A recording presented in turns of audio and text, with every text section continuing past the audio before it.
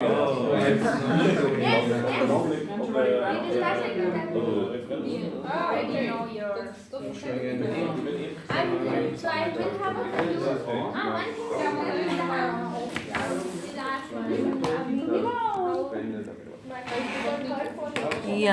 like this.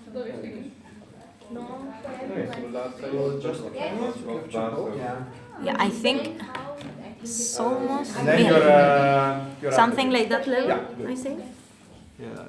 Yeah, I guess you can see both. But wait, So it needs to stay, right? Ah, yeah. The shake that is so the mic. So I would like to finish a little bit the zoology of the probability distribution that we started, because there are some interesting and important ones. I think we stopped. Did we do the exponential function already, distribution already or not? Did we do the exponential? Okay, I'll just recapitulate a little bit further back. So we studied several things. So we had binomial distribution, and we had a Poisson distribution. And we said the Poisson is the distribution that emerges when you have some time interval and you essentially divided it in very short bins. And then for each bin you have a certain probability. So the bin will have a length delta t, and you will have a certain probability, which we'll call lambda delta t, to have an event within each one of the bins. And the events are completely independent from one another. We said this is a very crude model, for example, of a spike train that doesn't take into account stuff like refractoriness, for example. Okay? Refractoriness introduces a dependency between the events at nearby bins, because if you have an event, a spike here, you cannot have a spike in the next bin. So Poisson distribution is an overly simplified framework in which we ignore this dependency. So we say the probability of having an event here is independent of whether or not you had an event just before, for example. And we said, perhaps it's not the most accurate. However, if you are not looking at the really small time scales, is a good enough approximation. And we said that, so when lambda is a constant, which is the case also covered by the book, this we call homogeneous Poisson.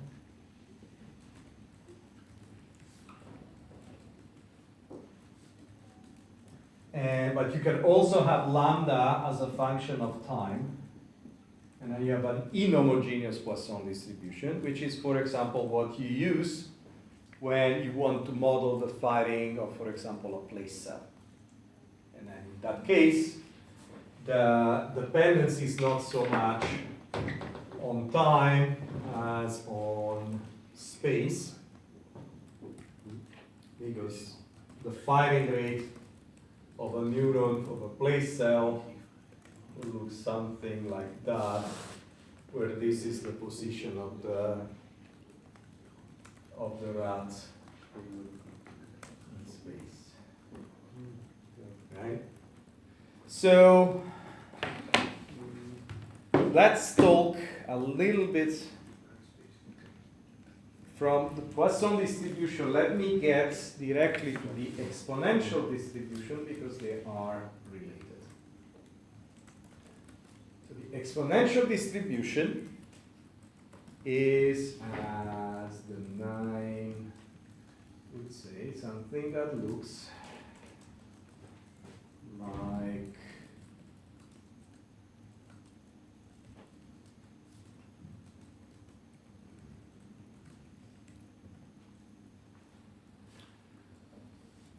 will look like this.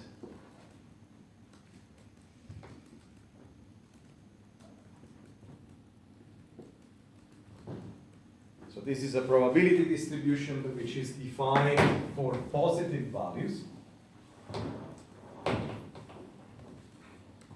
And it will look like a decaying exponential. So this is related to a Poisson distribution in the sense that if you look at the Poisson waiting times, which you may call, if this were spike trains, you may call interspike intervals. So for a Poisson spike train, the interspike intervals are distributed according to the exponential distribution. Which means not only the Poisson distribution doesn't fulfill the refractoriness condition, but actually an interspike interval of 0 is the most probable. So, as the book says, the exponential distribution captures memoryless waiting times. Okay. So that means, I mean, you could have, suppose that you had, you're waiting for a bus in a crazy city like Rome, where there is no schedule at all about the buses, right? So they can come at any day. A bus may start at whenever the driver feels like it. So then your waiting time would actually follow this kind of curve, or actually the distance, the time interval between two consecutive buses, right? So that is something interesting, and I mean you can demonstrate that this memoryless condition that you can formally write like this.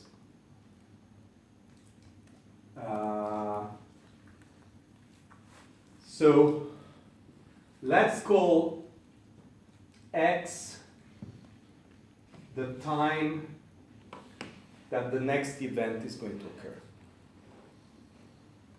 So let's say this is the time that I am have been waiting for the bus, right? So this tells me that the probability of waiting a time t plus h, given that I've been waiting for a time t, is the same thing as just waiting for a time h. So that means that there is no memory, so this time t doesn't count. So that means that essentially, even if I've been waiting at the bus stop for 1 hour or 2 hours, 3 hours, the expected times that I still have to wait doesn't change. That means it's memoryless. So that is that it's a fairly disappointing thing if you are actually waiting for that. So, and you can demonstrate that this property is only fulfilled by an exponential distribution. Okay, so here there are some mathematical operation to show that, but it doesn't really matter. So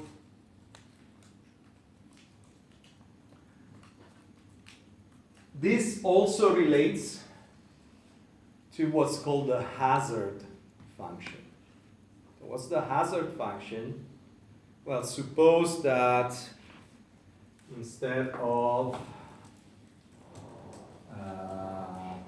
now a bus, I'm looking for an animal, and I'm actually looking for the probability that the animal is going to die at a particular time t.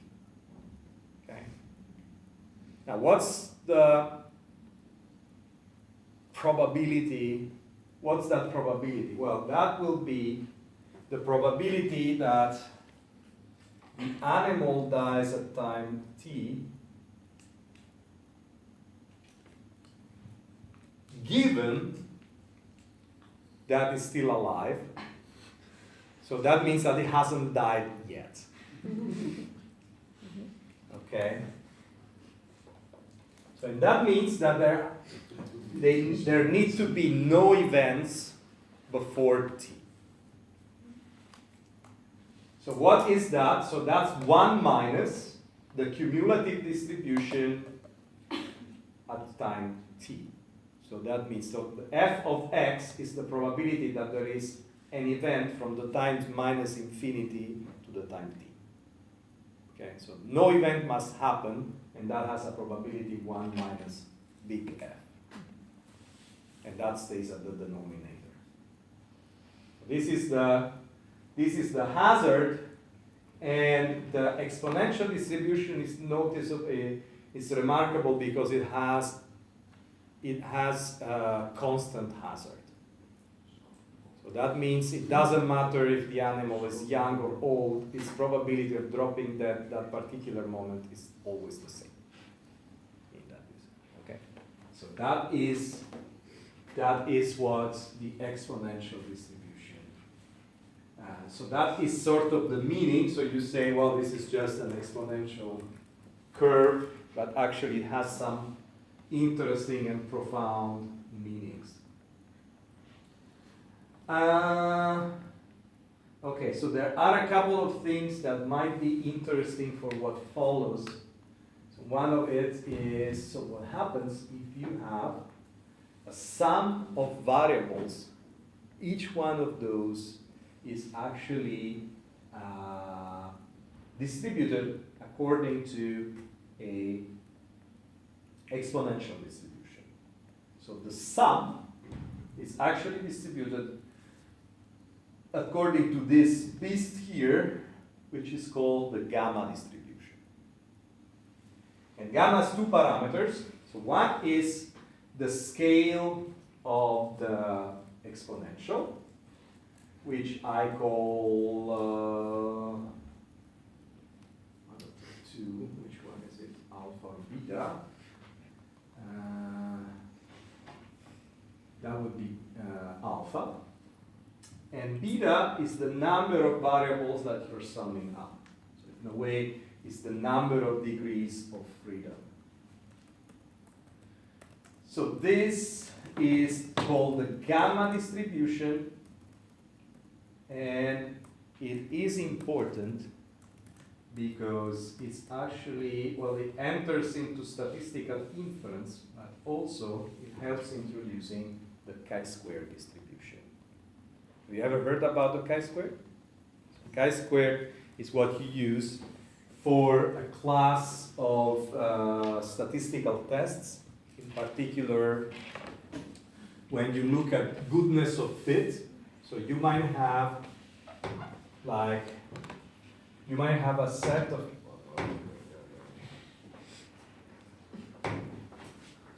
Could you just quickly repeat what the beta stands Gamma. for? Yeah. Beta and gamma, the Yeah. beta parameter? the alpha and beta. So alpha, so the exponential distribution as a parameter, right, which is lambda.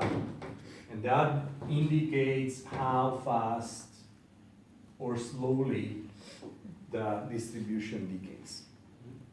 So if you have beta variables that are exponentially distributed according with a distribution with parameter alpha, So then the sum is distributed according to a gamma with alpha and beta as parameters. So that is, it's just a definition, but is actually, which will be fairly important. And so then, as a special case of this, you can see the chi-squared. What is chi-squared? So chi-squared is a distribution that you have.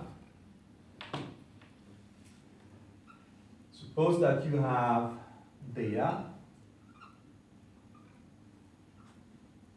and then you have a curve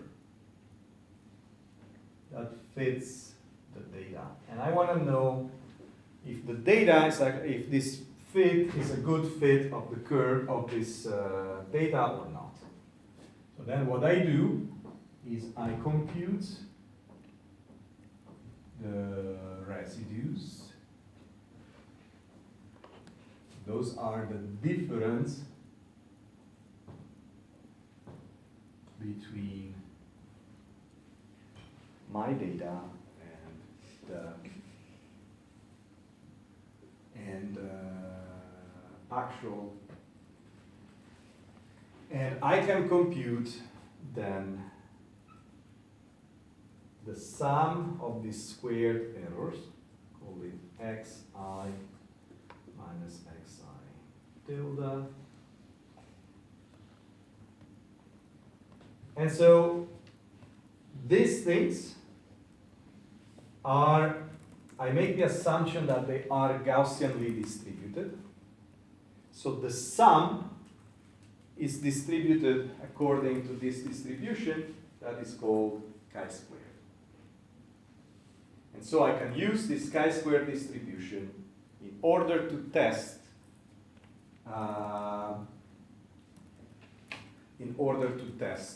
whether my curve is a good fit or not. So there are a couple more interesting combinations of these distributions, which I'm going to go quite quickly about. So one is the beta distribution. So the beta distribution is useful because it actually defines a variable that lives in the interval between 0 and 1. So it's a distribution that will have always will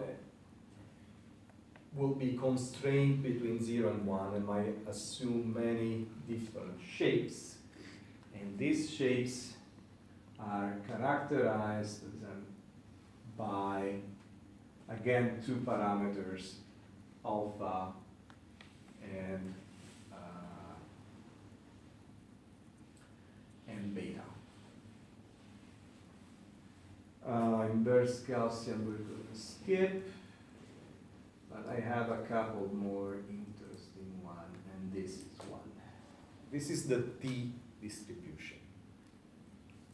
The T distribution you can see as the distribution function for the ratio between a variable that is normally distributed and this expression where y is distributed according to a chi-square. It sounds like very confusing, but it actually has a very important, so you probably heard this in basic statistics, but it's worth reiterating here. So this has to do with the, for example, trying to, so I have a variable, I have a set of measures, let's say, R1 to Rn. So these are empirical data, right? And I want to know the probability that the mean of these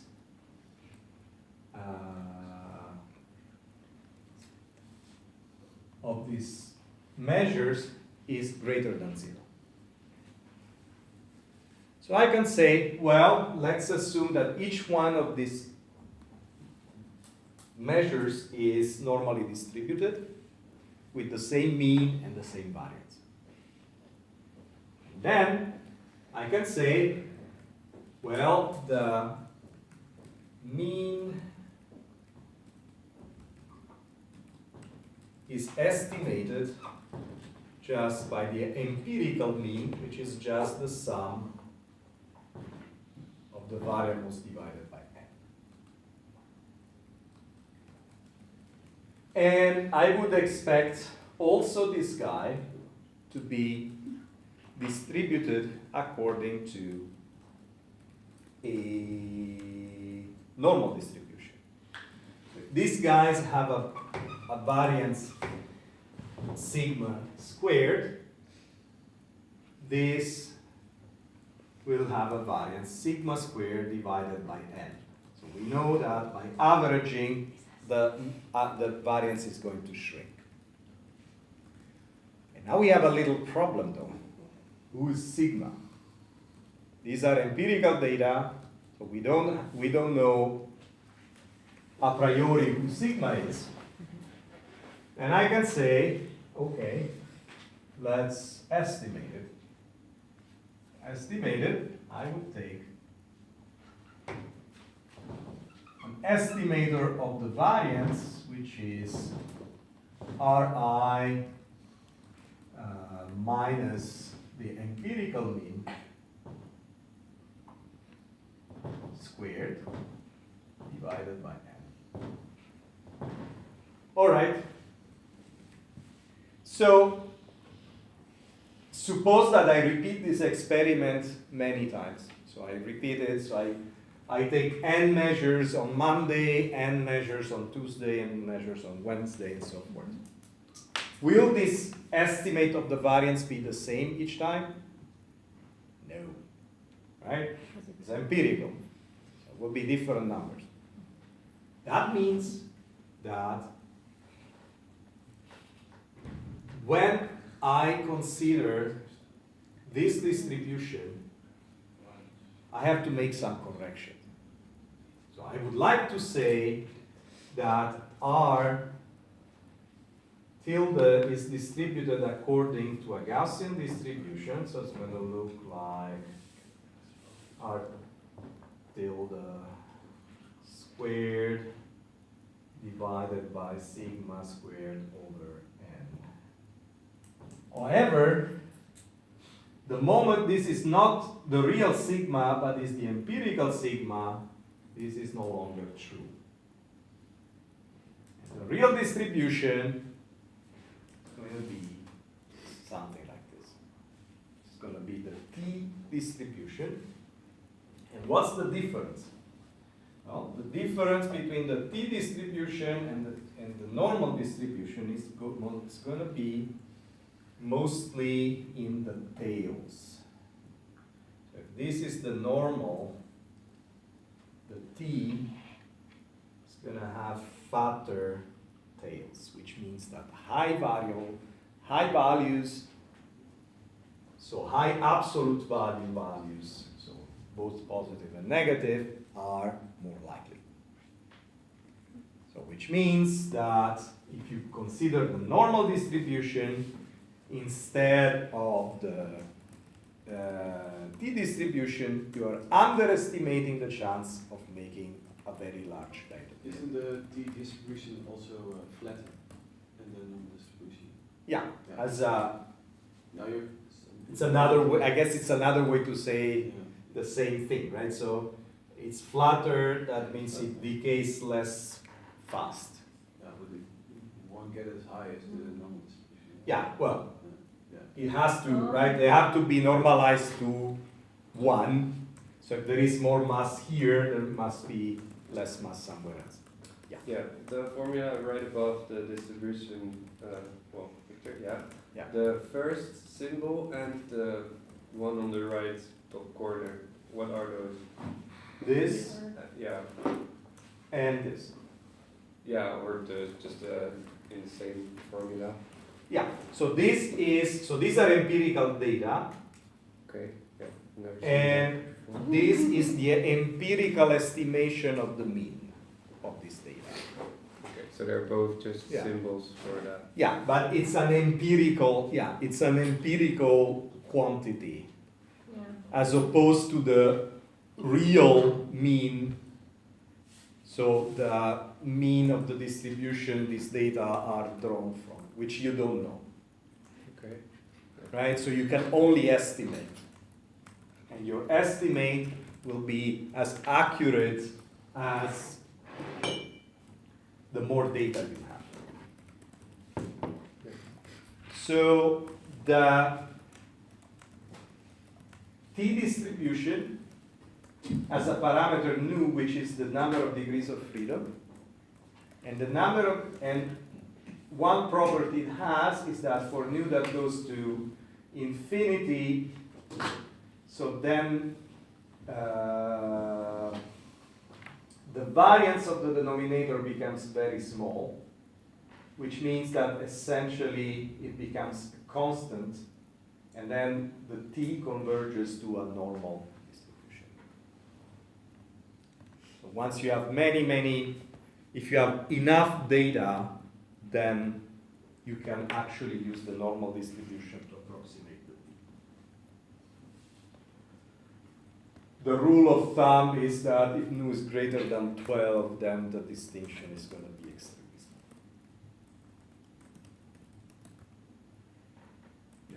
So, but if you have smaller data sets, then the correction is actually important. Another distribution that is related is the ratio of two chi-squared distributions. And that gives you something called the F distribution, which I'm not going to talk much about, except it's the distribution you use when you do an ANOVA test. And actually, because nu1 is actually 1 minus the degrees of freedom. So nu1, so if you're doing a t-test, so if you're doing an ANOVA where you only have two groups, you are essentially doing the same thing as doing the t-test, because the distribution becomes essentially the same.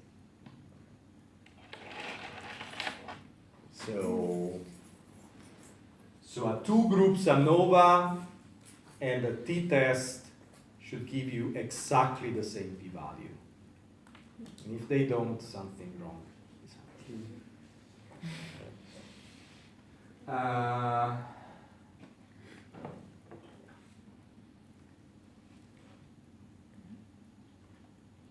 So F is actually a distribution of t squared, but it's the same thing. All right. So this is just a little bit of zoology and definitions can be more or less interesting. So I want to go to something more interesting. Statistics for sequences of random variables, of which I've already spoke about quite profusely, but there are some interesting twists. So, first thing is, so we are working with independent and identically distributed variables, or IID. Okay, so I have a bunch of variables and each one is the same and they don't talk to each other. So for IID variables, I have two important results. First is the law of large numbers, which essentially tells you that this estimation of the mean becomes closer and closer to the real mean as the number of samples increases.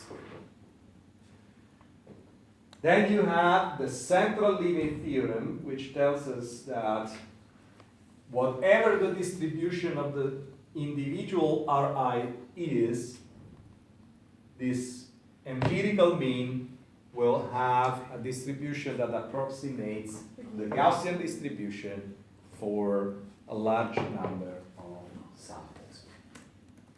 So these are sort of cornerstones of statistics. And those are very important. But what is more important is what happens when the IID assumption is violated, or more notably.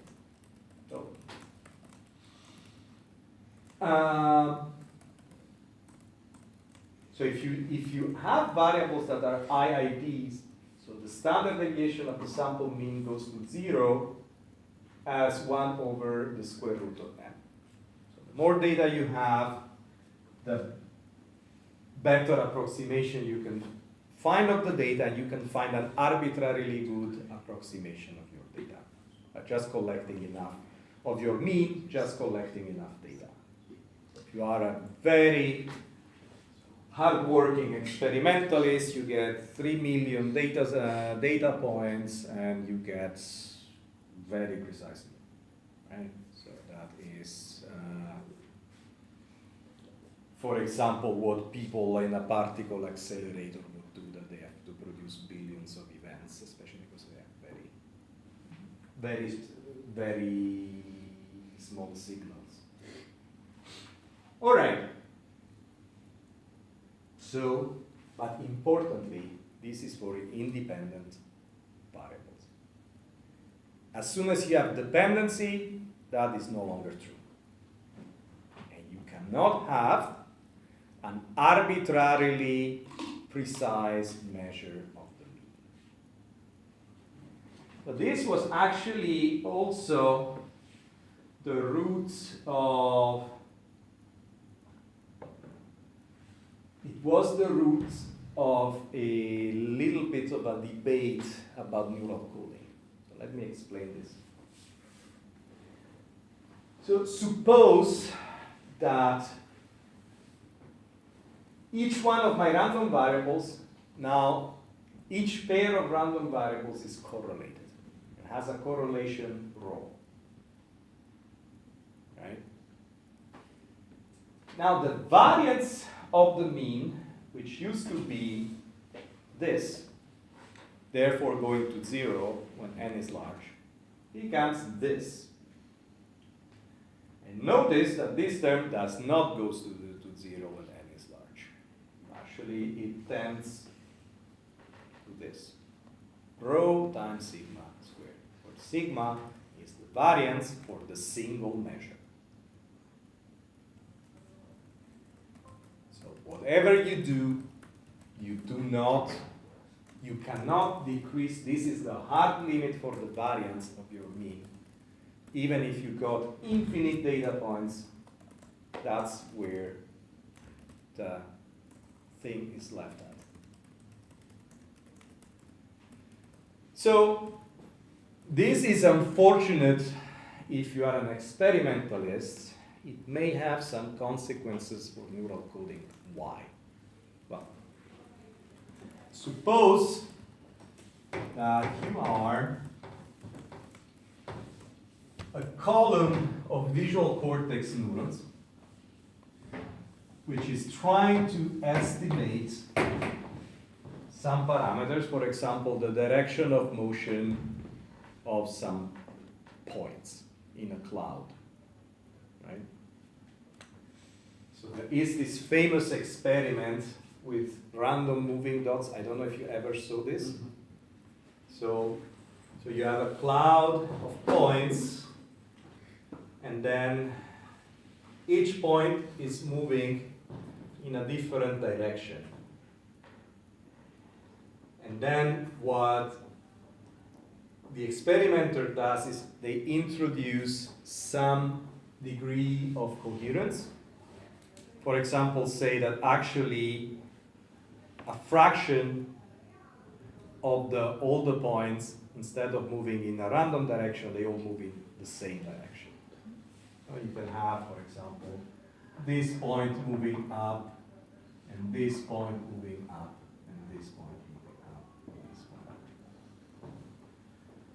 Now, actually, a trained subject can actually get to detect very low coherence values, and the same goes for trained monkeys. And people have done experiments with by actually reading the correlation between neural activity and the direction of motion. And there is a lot, I mean, this is a standard by now, decision-making task introduced by two neurophysiologists by the name of Shadlen and Newsom. And one of the claims of Shadlen and Newsom is that single neurons are approximately as good as the subject at basically detecting the direction of motion. Now, Shadlen in particular had this very strong idea that all there is about neural coding is firing rate. All that a neuron can do is essentially express in a time window a spike count, and the spike count is what tells you whether, for example, the moving dots were more to the left or to the right. It's nothing more than that. Okay, now what's the conundrum? Well, that means that if the activity of the spike count for all these neurons are correlated, then there is a hard limit to the variance, which means there is a hard limit to the precision by which you can perform the detection. And adding neurons won't help. So,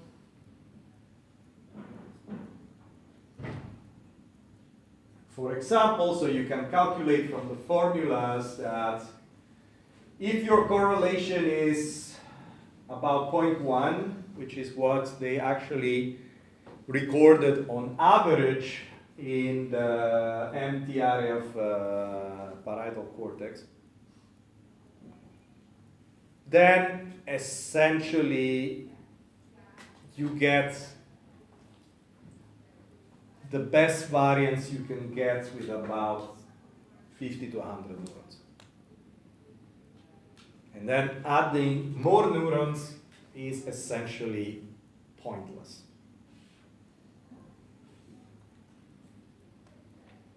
Okay, so this is interesting from the mathematical point of view, but it's also problematic.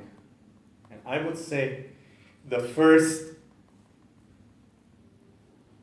reason why this is problematic is because, well, you're making this such a strong rate coding assumption.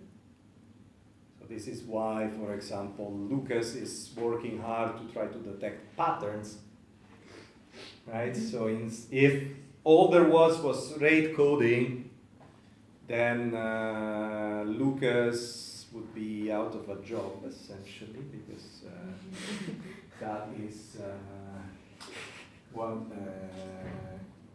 and many others, not just him. And the other thing, of course, that is a little bit misleading here is that, I mean, the activity of these neurons is not just about the direction of a cloud of moving dots, so there might actually be information about a number of other things. So that is, but this result is important, and is also important for experimentalists, because if you have a correlation introduced in your data, for example, because of a problem with your data acquisition system or with your paradigm, etc. That means that you actually introduce an error that you can't get rid of. Right? So it's something that you need to take into account.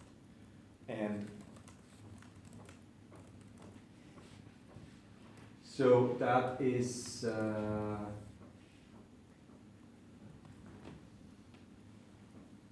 all right. So last 10, 15 minutes. We can just, we just formalized the law of large numbers. So that means that the random, so that the empirical mean x bar will converge to the real mean mu when the number is large. Okay, so that is the,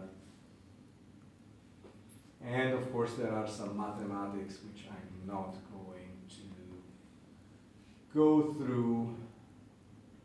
And the other important thing that I already talked about, that's worth repeating, is the central limit theorem. So the central limit theorem tells us that the Gaussian distribution has this special status because when you take the mean of variables that are IID, and again you need both the i's independent and identically distributed, then the sample mean, so the empirical mean, has a Gaussian distribution. So you might take single variables that are distributed like this, like whatever. You sum them together, you get the Gaussian.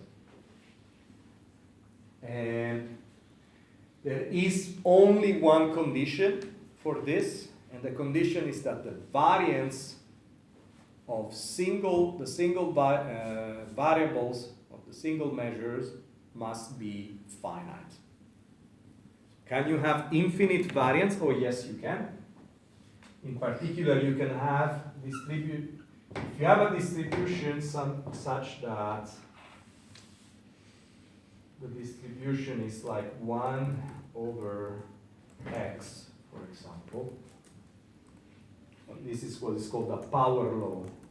So when the distribution goes down with with an inverse polynomial instead of going down with an exponential example. And these things has an infinite Gauss variance, and the central limit theorem does not longer holds.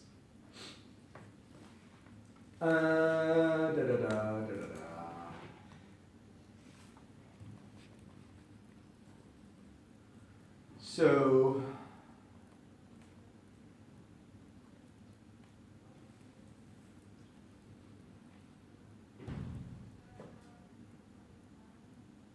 that is, oh yeah, we could also talk about maximum entropy a little bit.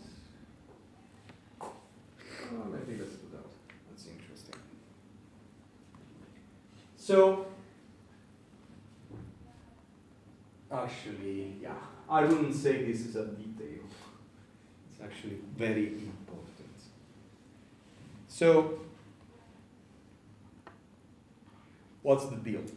Well, we know we have this variable x bar, which is an empirical mean of variables, and we know that its mean must be the real mean, and its variance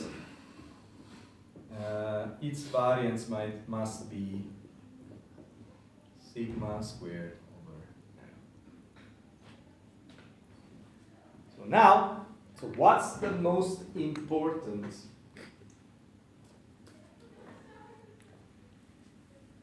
So we want to know now the probability distribution for this X bar. So one way to demonstrate that this distribution is the normal distribution is via what's called a maximum entropy argument. Okay, now you have to bear with me. So we talked about entropy at some point, and we said that entropy is a measure of uncertainty or unpredictability in the distribution. So it's a function that, for example, if you have a discrete distribution over, say, 5 possible outcomes, would be maximal if all the outcomes are equally likely. And it's minimal, in fact, it's 0 if only one outcome is possible and the other ones have 0 probability. Because in that case, so in the first case, there is maximum uncertainty. We don't know who wins, so to speak. In the second case, there is 0 uncertainty. We know that one wins all the time.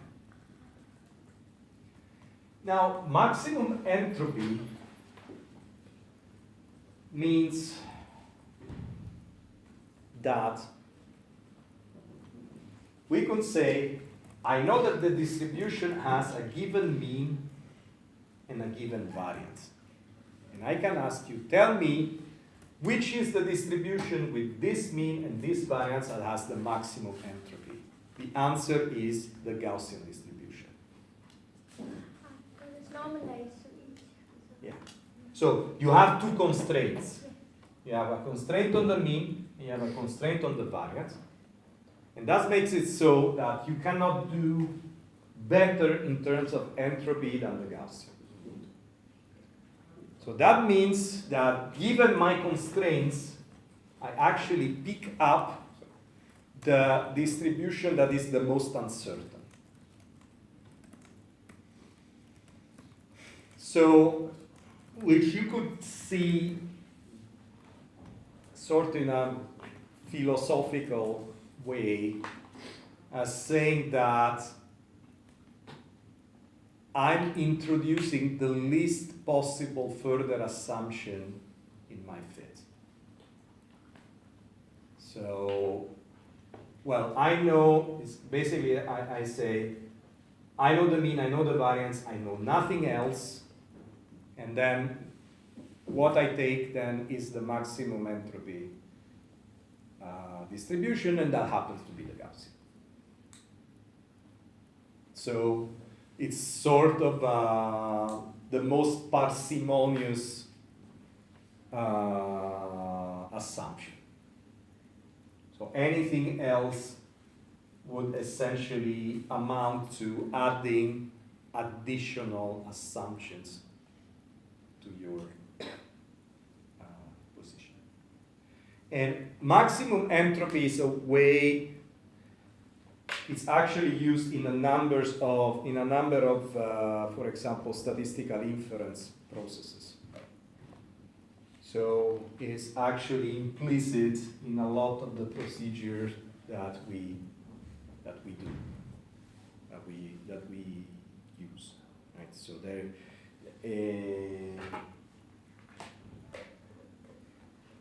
The other way, which that's a little bit difficult to explain, is that under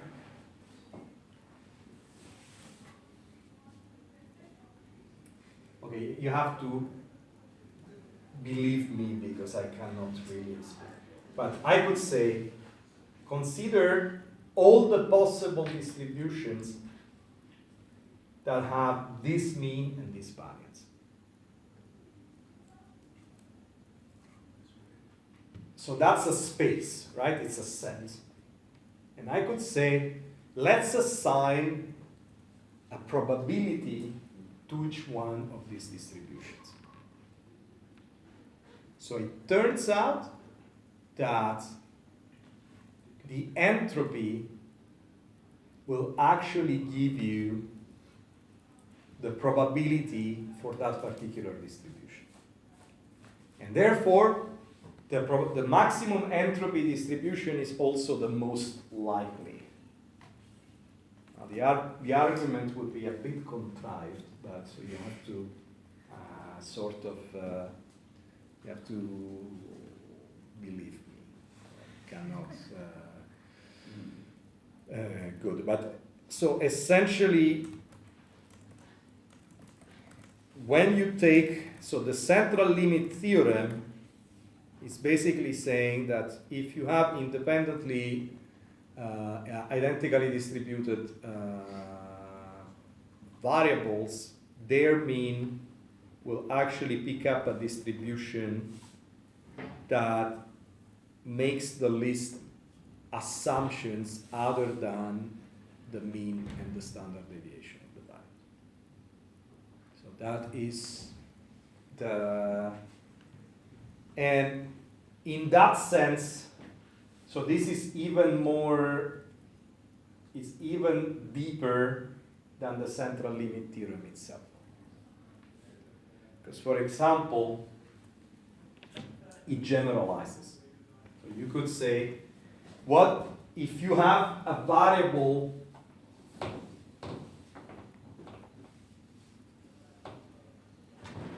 that is definitely positive, for example, a spike count. I cannot have -3 spikes in a period.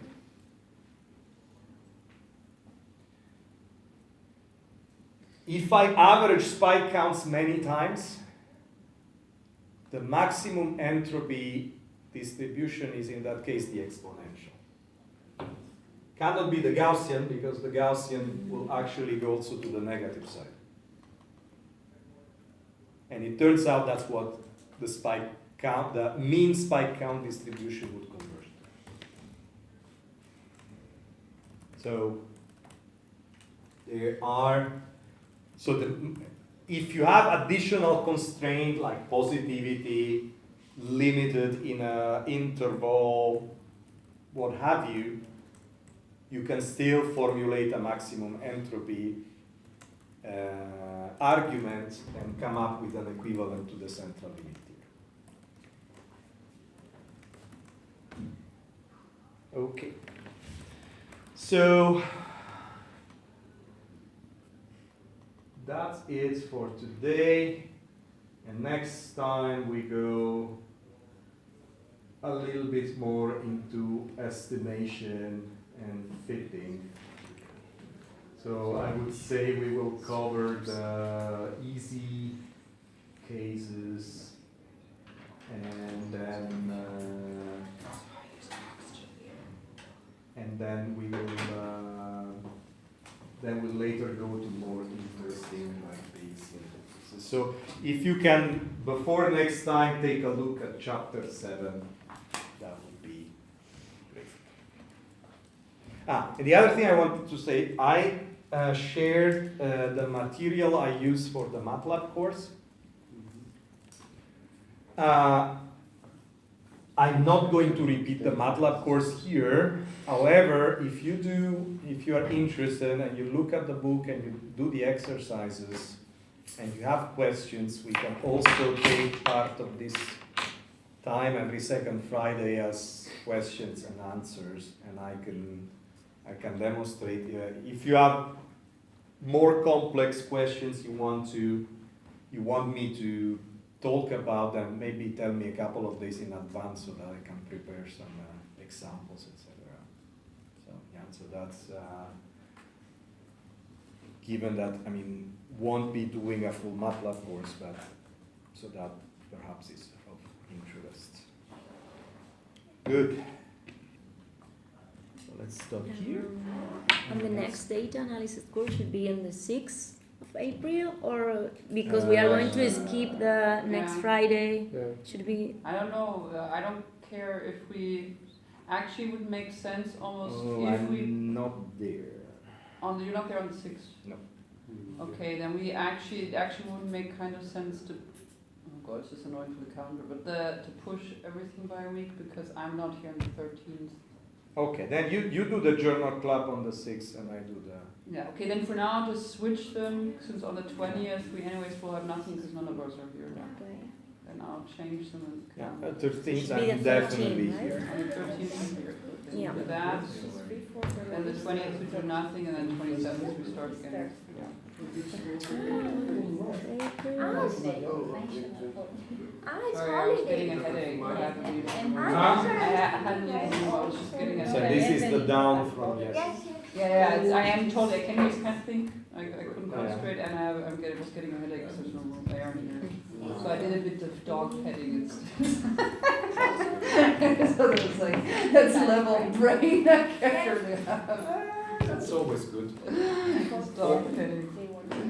So, Okay, so. you still want to talk to like... Yeah, so Levan, I don't know, he just wanted to get a call. Yeah, I want to make some more plots. I don't know. I don't know. You can stop his video, I'll see here, so he's talking about him. Next Friday is holiday. Yes, but definitely open the doors.